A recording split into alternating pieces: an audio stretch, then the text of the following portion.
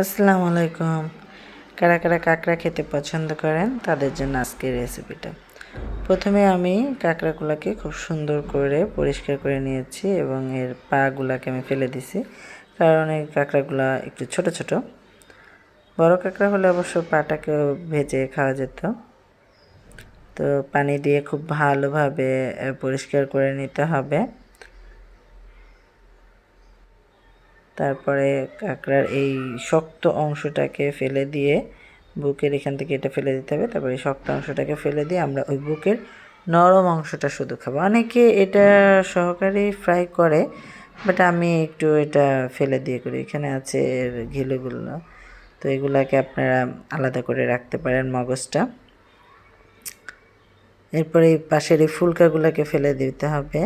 ফুলকাগুলাতে বিভিন্ন ধরনের ময়লা, বালি, মাটি এগুলো থাকে।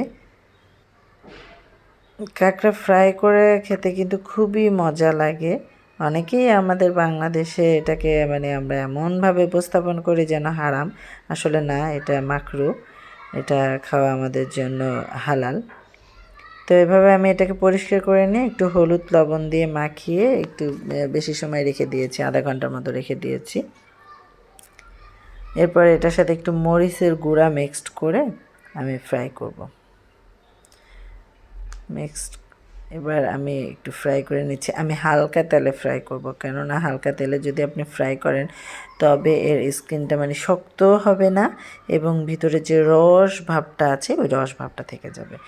আর যদি ডুবো তেলে ফ্রাই করেন তাহলে সেক্ষেত্রে ওই রসালো ভাবটা থাকে না। এই জন্য আমি খুব হালকা হালকা তেলে, সরিষার তেলে ফ্রাই করে নিলাম। কিছুটা ফ্রাই হয়ে গেছে, আরও কিছু আমি ফ্রাই করছি। আসলে প্রথমগুলায় আমি মরিচের গুঁড়া দেইনি, আমার বেবি খাবে এই কারণে। এবার আমি মরিচের গুঁড়া দিয়ে এগুলো ফ্রাই করলাম। অসাধারণ টেস্ট হয়েছে, সস দিয়ে খেতে কী যে মজা হয়! আমার তো প্রচুর ভালো লাগে, প্রচুর ভালো লাগে কাঁকড়া। হয়ে গেল আমার কাঁকড়া ফ্রাই, খুবই সিম্পল। আপনারা বাসায় অবশ্যই ট্রাই করবেন। ভালো লাগলে আমার চ্যানেলটিকে অবশ্যই সাবস্ক্রাইব করবেন। টমেটো সস দিয়ে খাবেন, আশা করি ভালো লাগবে। ধন্যবাদ সবাইকে।